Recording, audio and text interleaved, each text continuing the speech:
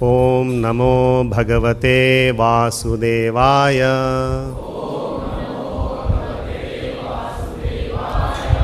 Reading from Srimad Bhagavatam, Canto 1, Chapter 17, entitled Punishment and Reward of Kali.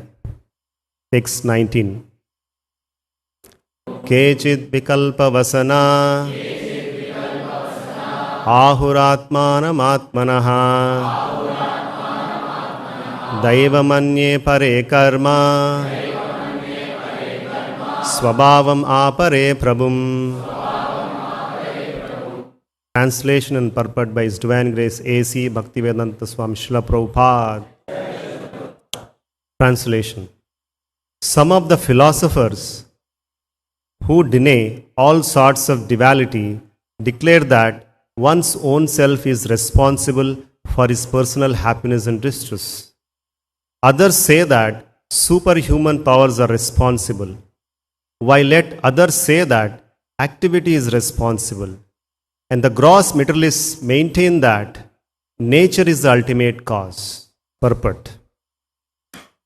As referred to above, philosophers like Jaimini and his followers establish that fruitive activity is the root cause of all distress and happiness, and that even if there is superior authority, some superhuman powerful god or gods, he or they are also under the influence of fruitive activity, because they reward result according to one's own action.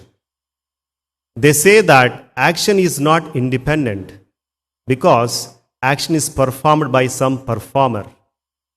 Therefore, the performer himself is the cause of his own happiness and distress. In the Bhagavad Gita 6.5, also it is confirmed that by one's mind freed from material affection, one can declare himself from the sufferings of material pangs. So one should not entangle oneself in the matter by the mind's material affections. Thus, one's own mind is one's friend or enemy in one's material happiness and distress. Atheistic, materialistic Sankhites conclude that material nature is the cause of all causes. According to them, combinations of material elements are the causes of material happiness and distress.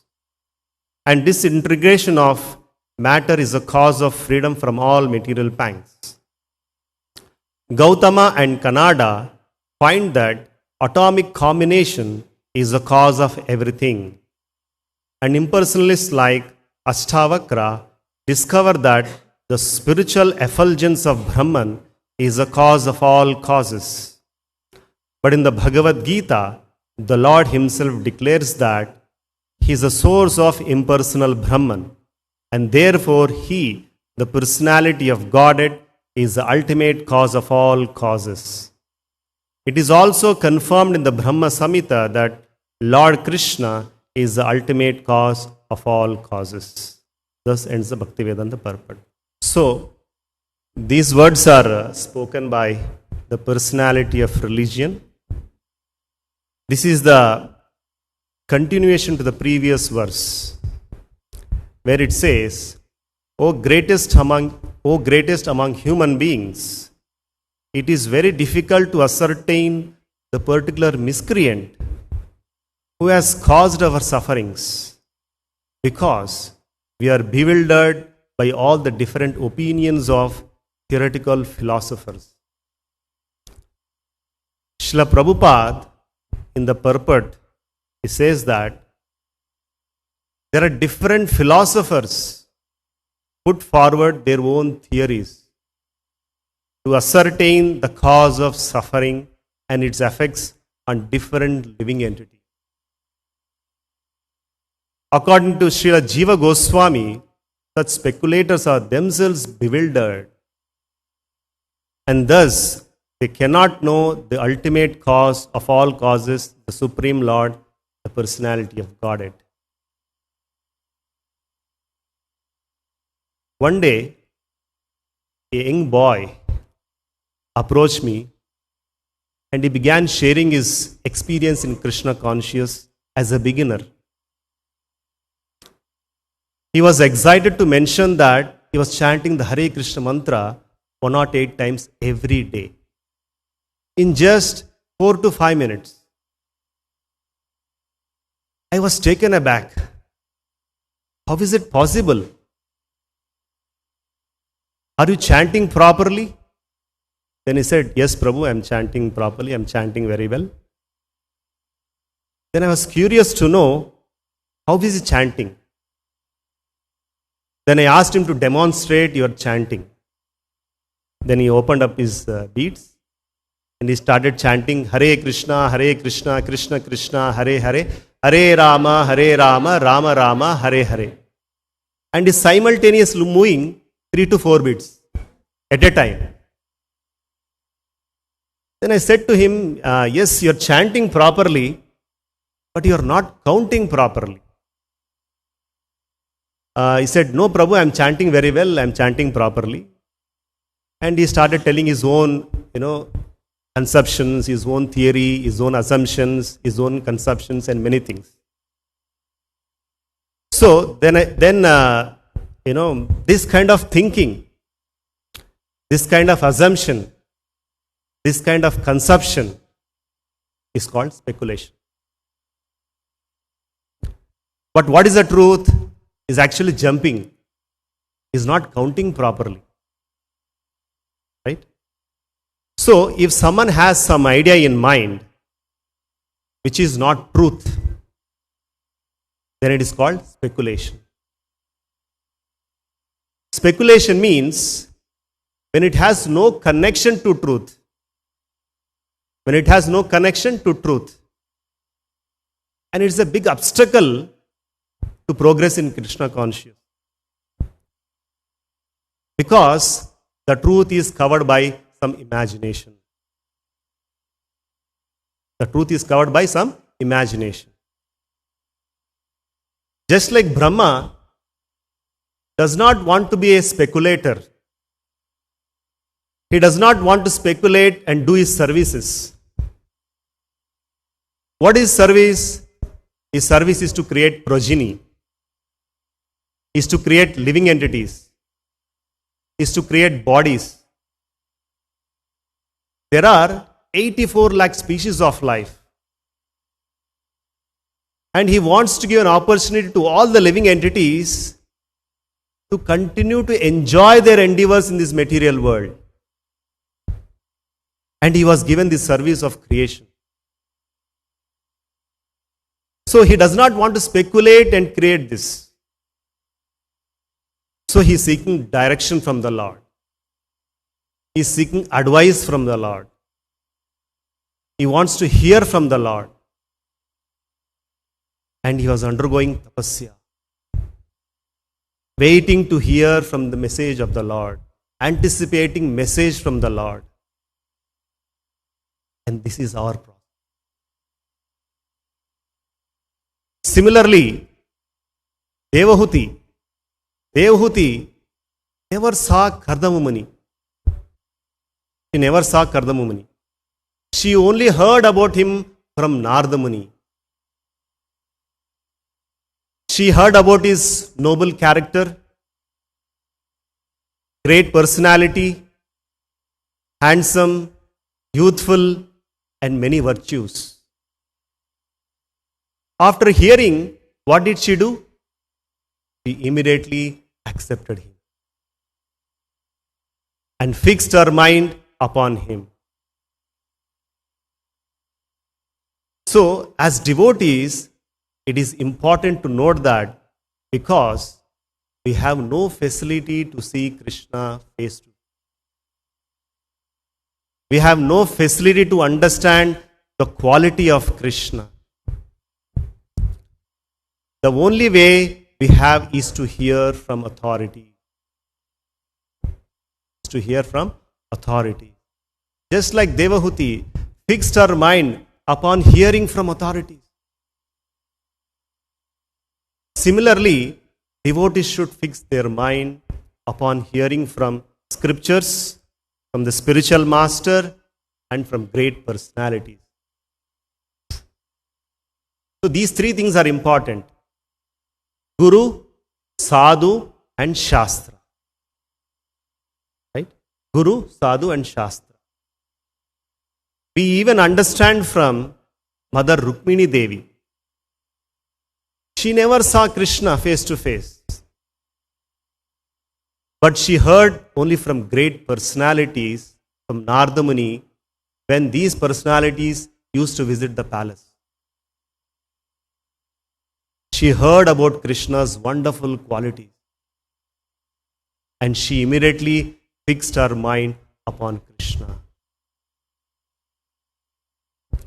As Krishna is seated in the heart of every living entity, he can understand that someone is very, very attached to him. Someone is very, very attached to him. And Rukmini Devi finally expressed her desire to his father, and his father agreed to the proposal. But his brother Rukmi was not willing to. He wants to hand over Rukmini Devi to Shupala.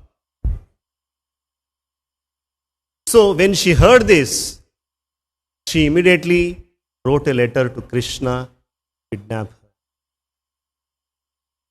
She did not write just one line. She wrote wonderful qualities glorifying Krishna as she heard from authority. Right? So, even in the case of Rukmini Devi, she never saw Krishna until Krishna came and kidnapped her.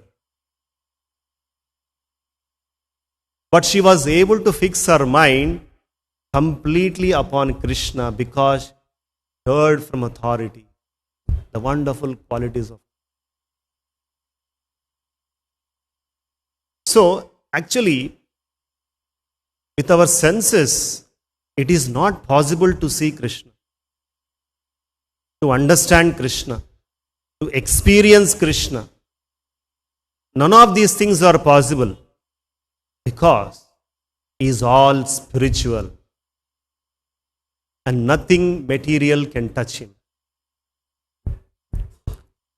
So, at present, our consciousness is materially contaminated.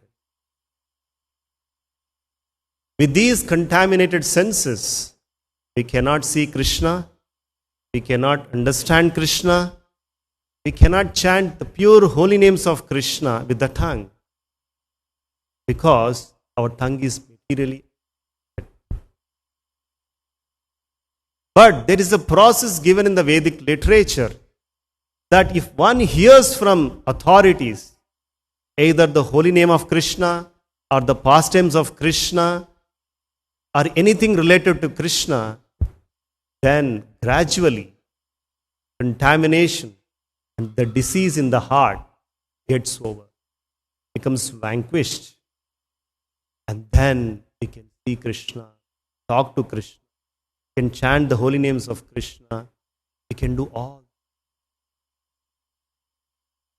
Srila Prabhupada says, even in the material world, we cannot experience Krishna, but only by hearing from authorities we can experience. Just like a child in the beginning, he will not be able to understand what is sun, what is moon, what are stars. He just has to go to the school and hear from the teacher. He has no experience in the beginning as to what is what. He just has to hear and assimilate the knowledge. And when he becomes mature, and that knowledge can be experienced. Let's say the child hears that in this world there are many countries. There is a country called India. And in India, there are many states. So the child may not be able to understand even when he goes there. He will not be able to have experience. But when he hears and hears and hears, that knowledge becomes factual. So this is how the knowledge can be assimilated in this material world. Prabhupada says, according to Vedic literature, there are three methods of learning. There are three methods of learning. One is by hearing. Second one is by direct perception or by direct experience. And third one is neither hearing nor by experience. Just like Prabhupada gives an example of a thief who hears from authority that stealing is a crime. Stealing is a crime. If he steals, he'll be penalized, he'll be punished, and he'll be put behind bars. So the first class person is he will change his consciousness the moment he hears this. He wants to give up such kind of mentality. He doesn't want to get into this kind of activity. This is called first class learning. Second class person is he does not learn by hearing. Although he hears that if one steals, he is penalized, he is punished. He wants to experience it. So he goes and steals, he is punished, he is placed behind the bars, he is penalized, and after experiencing, then he comes to his senses. This kind of activity is not good. And then he gives up. He changes his mentality. He changes his consciousness. This is second class. Third class person is he will never learn by hearing nor by experiencing. He goes on to commit, he goes on to steal, he goes on to get punishment from the police. He will never learn. So Srila Prabhupada explains this in Bengali as Theke Shekara, Theke Shekara. Theke means by seeing and experiencing. Theke Shekara means by undergoing. He gives an example of a person who is in an awkward situation or in a dangerous situation. Suppose a person is in a miserable situation, he is into trouble, then he understands that this kind of life is not good. This kind of life is not good. And he gives up. This is called Dheke Shekara. That means he understood and now he wants to give up. But one who is intelligent, he understands by hearing that if you do like this, then he will fall in danger. So that man is intelligent, one who learns from authority. This is called first class. And he goes on to say that one who actually experiences the awkward situation, then he changes his consciousness. This is also one of the process. It is a better than the best. The best process is the first class intelligence. And he goes on to give an example of a person by name Kalidas, who in the beginning was a fool. And later on he becomes very intelligent person. And he writes a book called Kumar Sambhav. Before he became intelligent, he was a fool number one. So one day, what happened was, the king had a very intelligent daughter. The king said, I will give her in marriage to the person who will defeat her in intelligence. Who will defeat her in intelligence. So she was brought to the assembly and many intellectuals were gathered. And she was speaking to one by one. And finally, She could defeat all the intellectuals. And then they were so unhappy, they were disturbed, and they all gathered, all the intellectuals gathered, and they made a plan to find an intellectual person who will defeat his daughter. So they went out in search of an intelligent person, and they come across this Kalidas. So this Kalidas, what was he doing? He was sitting on a branch of a tree, and he was cutting that branch. He was sitting on a branch of a tree and he was cutting that branch. When these people were passing by, they said, "What are you doing? Are you fool or what? You are cutting this branch, you will fall down." And then this Kalidas never paid attention to them. He just heard and ignored. And they passed by. And he was cutting like that. And then finally, Kalidas falls down. My God. So intelligent these people are. How could they predict that I'm going to fall down? They must be astrologer. And then he goes running and meets them. "Sir, you are very intelligent. How could you predict that I'm going to fall down? You must be an astrologer." And they thought that this fellow is a fool number one. And they thought he's the right person to the daughter of the king. And then they trained him. They said, "You should not speak anything. You should just manage with signals. We will train you the signals. You should manage with signals." And then he was brought to the court. And doctor came and she started speaking. And then he was silent because he was trained not to speak anything. And then daughter signals one like this. And then this Kalidas signals two. And the Pandit of the assembly, he says, "Your daughter is saying absolute is one. And he is saying in absolute there are two. The Supreme Lord and his devotees, his energies." Oh, then entire assembly clapped him.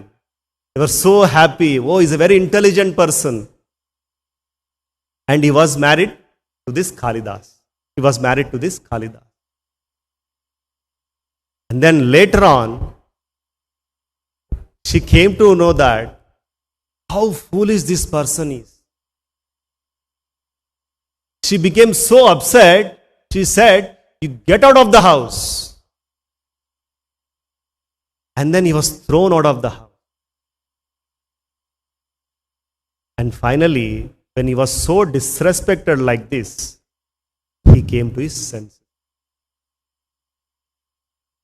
And then he prayed to Mother Saraswati. "Oh Mother, either you give me your blessings or I am going to commit suicide. I'll give up my life."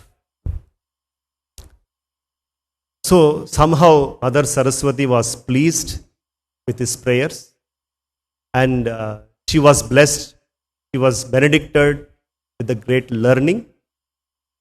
And then this Kalidas, he goes and meets many intellectuals, many saintly people, and he gets educated. And then he comes back home and he knocks the door and he speaks intellectually with the daughter, his wife. And eventually he becomes very famous and he writes this intellectual book called Kumara Sambhava. So Prabhupada says, the easiest method of learning is not by experiencing, but by hearing.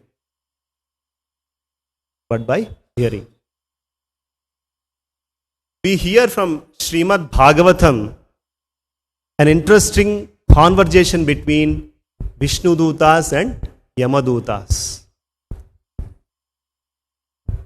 Yamadutas were claiming that Ajamila is a sinful personality. He has committed so many sins, and he should be under their jurisdiction. And they want to take him to the hellish planets and punish him. But Vishnu Dutas said, no, you cannot take him. One who has chanted the holy names of God is already freed from all sinful reactions. He is no more under your jurisdiction. Yamadutas got confused. And they said, sir, actually what we are speaking is not something concoction. What we spoke is what we have heard from Yamaraj.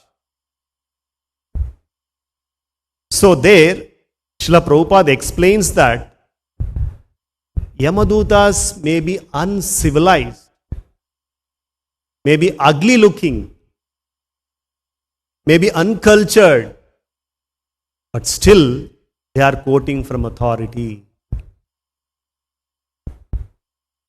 So there is an interesting verse in this context where Vishnu Dutas are asking Yamadutas, what is the meaning of dharma? What is the meaning of dharma? And they said, Vishnu Duta uchuhu Veda pranahito dharmo hi adharmas tad viparyaya Vedo narayana sakshat swayamburiti shushruma. Vishnu Duta said, Veda pranahito dharmo,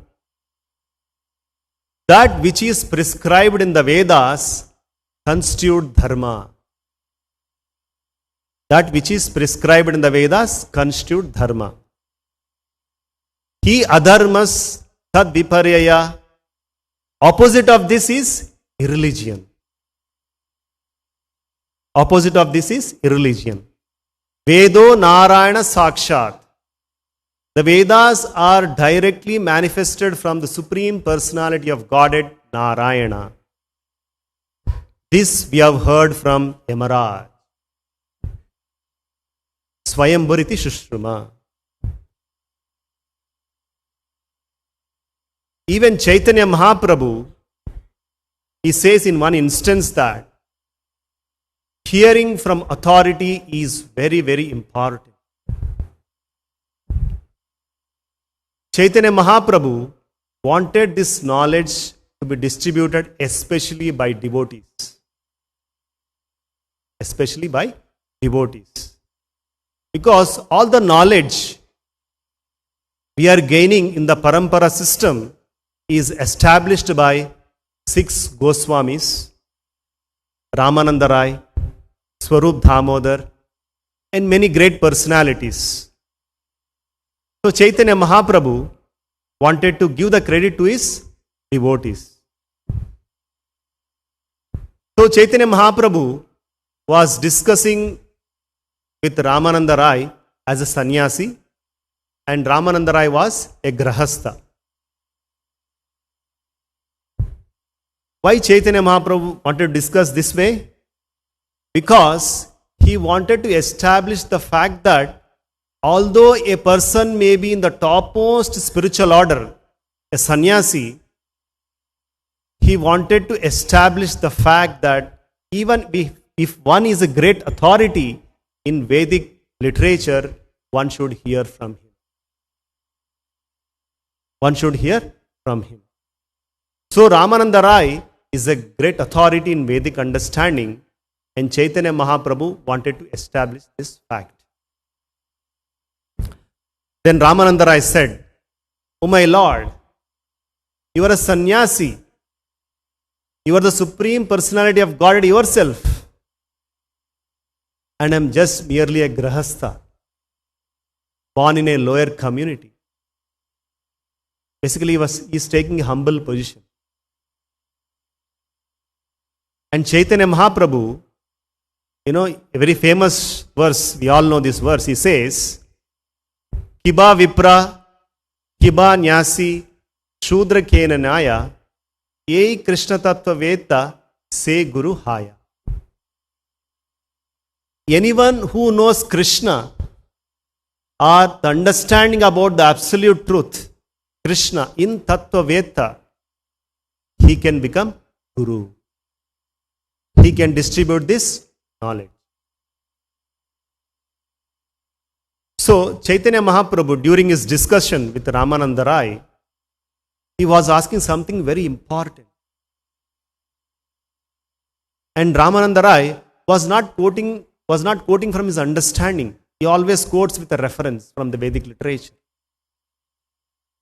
So he asked a very important question, that what is the most important goal in the human form of life? What is the most important goal in the human form of life? And then Ramananda Rai began speaking about Varnashrama Dharma.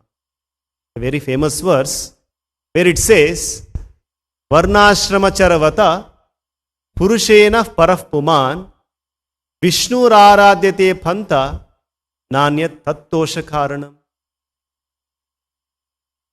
The Supreme Personality of Godhead Vishnu is worshipped by the proper execution of prescribed duties in the system of Varna and Ashrama.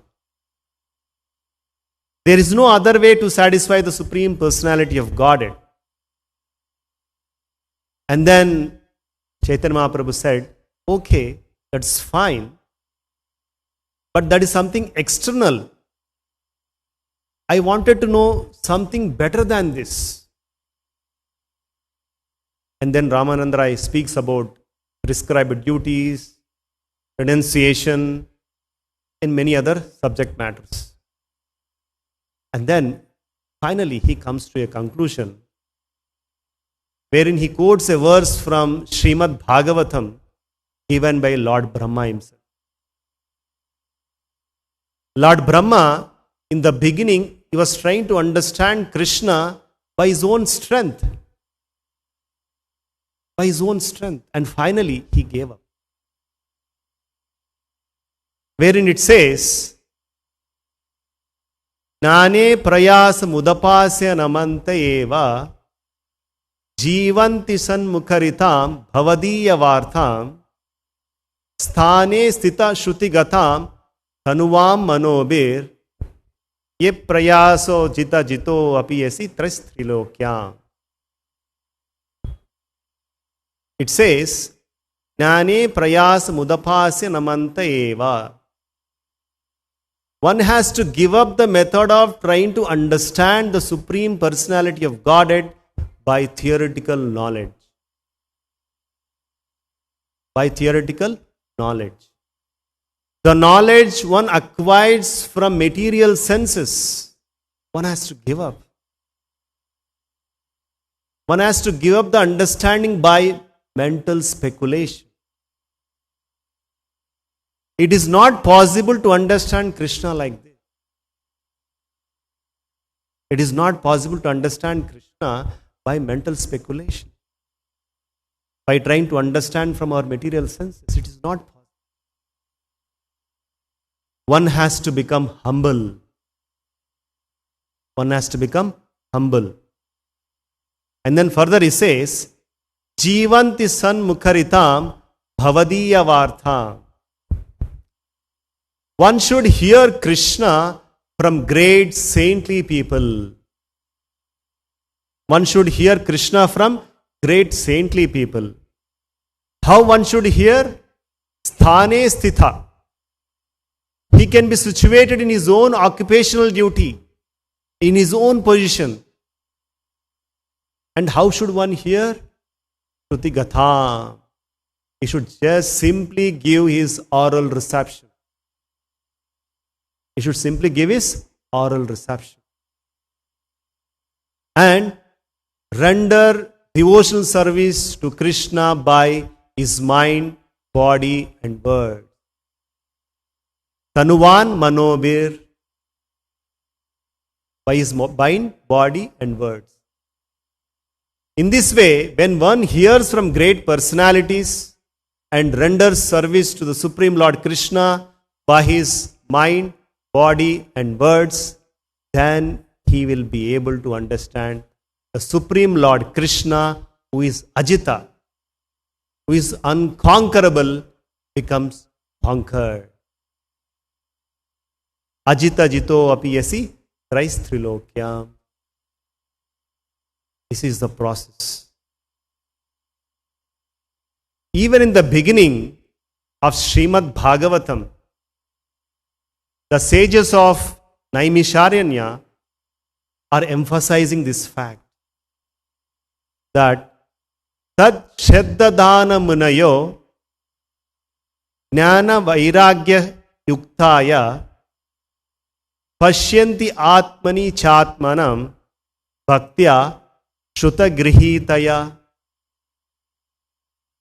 Tat Shraddhadana Munayo, a seriously inquisitive sage who is well equipped with Jnana and Vairagya, engages in the service of the Lord. Bhaktya Shruta Grihitaya. By rendering service, what happens? He realizes the supreme absolute. This is in the beginning of Srimad Bhagavatam. The sages of Naimisharanya is establishing this fact. So, this is the method of understanding Krishna, who is the cause of all causes, and not by mental speculation. Once, Srila Prabhupada was asked by an interviewer, is your philosophy Krishna conscious based on Gita? Srila Prabhupada, yes.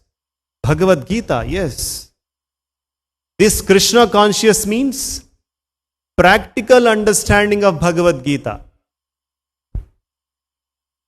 Bhagavad Gita is a sum and substance of entire Vedic literature.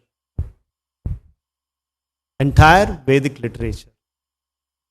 Unfortunately, there are many interpreters who interpret the verses of Bhagavad Gita their own way and causing havoc to the society. Prabhupada uses the word called nonsense. If the Bhagavad Gita is understood as it is, then it is the greatest boon to the human society. Right? Interviewer. Are there any fundamental differences between your philosophy and the interpreters? For example, people who are involved with various conceptions like Eastern concepts and different concepts. Prabhupada, of course no. I do not know what is this conception, Eastern conception, Jain conception. But we agree with some of them. Just like we agree with the concept of God presented in the Bible or Quran. This is recognized. And Bhagavad Gita is so simple that it does not require any interpretation. Does not require any interpretation. It can be understood so easily. When it can be understood so easily, where is the question of interpretation? If there is no proper understanding, then I can interpret, you can interpret, and there is no conclusion finally. There are many scholars, great scholars like Dr. Radhakrishna, who interpret the verses of Bhagavad Gita different way. You see? Interviewer. Is your philosophy concerned with consciousness? How to achieve it? Srila Prabhupada. Yes. There are two processes of understanding the absolute truth. There are two processes of understanding the absolute truth. Can anyone say?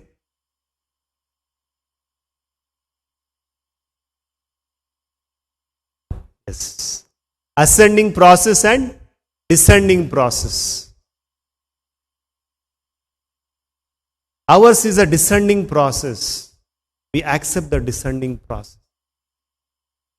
Ascending process means trying to understand the absolute truth by dint of one's limited knowledge. By dint of one's limited knowledge. However, a great person may be, his senses are imperfect. Trying to understand by his own. Just like a sun, he gives an example. We see sun every day. Just by seeing sun every day, just by our sense perception, we cannot understand the sun. We cannot speculate about the sun. If we want to understand about the sun, we have to hear from authoritative books. Similarly, the absolute truth cannot be understood by mental speculation. However, a great thinker may be, it must be understood from authorities. We follow this principle. We try to understand we try to understand the absolute truth from the lips of absolute truth. There is no other way. And this is the process. He says, Bahunam janmanam ante jnanavan mam prapadyate. Vasudeva sarvamiti sa mahatma sudurlabha. One who knows Vasudeva, the Supreme Personality of Godhead, the cause of all causes, such great personality is very rare. So to conclude, Prabhupada gives an example of a child. If he wants to know who his father is, he cannot know his father by speculation. He cannot do testing all over the world. There are many tests, DNA tests, that we cannot know. This is not the right process. He simply has to ask his mother. He simply has to ask his mother, who is authority. She will say, so and so person is your father. This is the best process to get the perfect knowledge about the absolute. This is the best process to understand about the absolute truth, hearing from the authorities, hearing from the great personalities like Srila Prabhupada. So these are some of the points in today's verse. We'll end here. Srila Prabhupada ki jai, Srimad Bhagavatam ki jai.